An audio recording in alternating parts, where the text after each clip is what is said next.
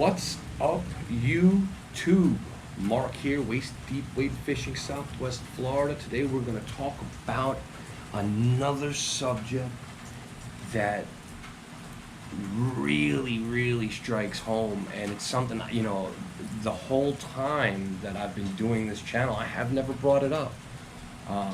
So today we're going to talk about it, and I think you're going to like, what you're going to hear here. I've read about it, I know about it, I just, I never brought it up. So I figured, what the hell, might as well make a video about it. Let's discuss it. Why does rain affect the grass flats differently than any other body of water out there? People must be saying, what are you talking about? Well, let me jump into it. Because it does something to a grass flat that's a lot different than it would do out in deep water. So I'm going to explain and give you the reasons why you should get on the water, if you have the ability to, right after it rains.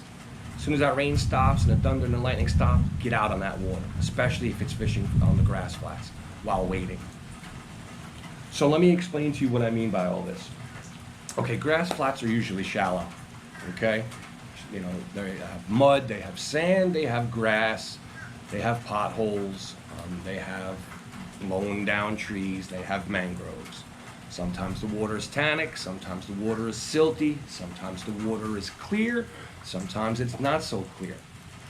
Sometimes we have an algae bloom, sometimes we have mat algae. These are all different things that you come across while fishing the flats. But the one thing that can change all of a bad situation in a grass flat is rain. And the reason why I say this is the rain oxygenates the water. Okay, now think about what I'm telling you. You're in 2 to 3 foot of water and it has been 80 degrees, 90 degrees, 100 degrees all day long. That water is hot. The oxygen levels are not going to be as high, especially if you've had, an algae bloom that had passed through. If you've had, a big storm and it was a lot of wind and it was silted up. Well, after the rains and the wind dies down, hopefully it wasn't too windy. Yeah, it may be a little bit silty, but that water is going to drop anywhere from 5 to 10 degrees in temperature.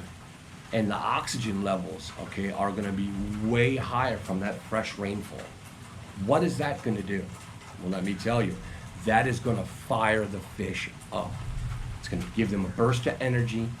And if you get a moving tide with that as well, a good incoming or a good outgoing, well, now you've just hit all the stars that have aligned in your favor.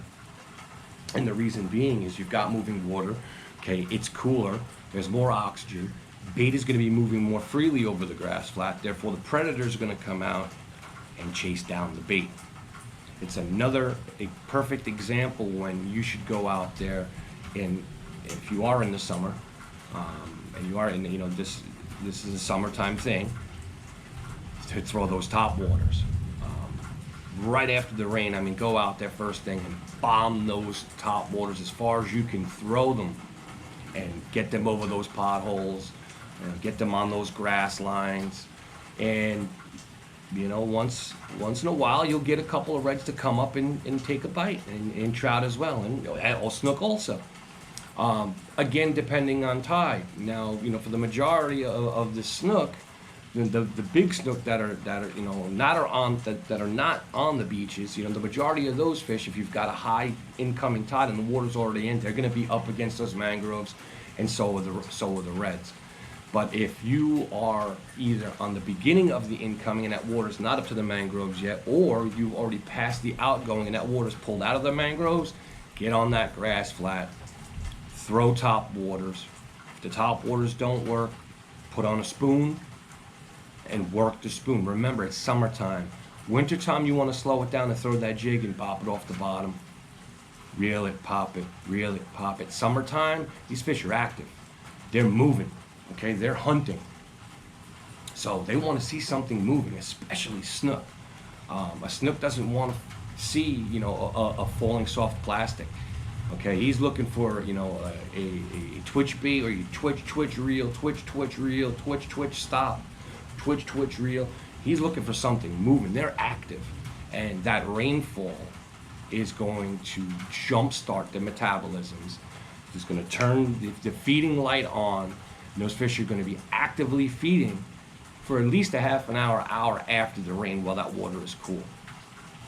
So that's another reason why it is important to watch these videos and use what I tell you. Just use it.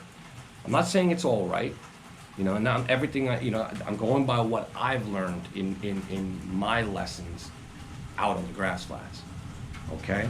And I know that I've been out there right after the rain, and I've seen it go from no fish, you know, thinking that, okay, you know, pre-storm, pre-front, okay, gonna bite. No bites. It pours for about a half an hour. It stops, the wind lays down, I get back out on the water, and bam, I catch a snook, a redfish, and a trout. All within the first 20 minutes. And it's all because of the change in the environment. Oxygen levels are up, water temperature is down, bait fish are actively moving along the flat. Predators are going to go out and chase those baits and feed. All right, guys, thank you for liking, subscribing, and sharing.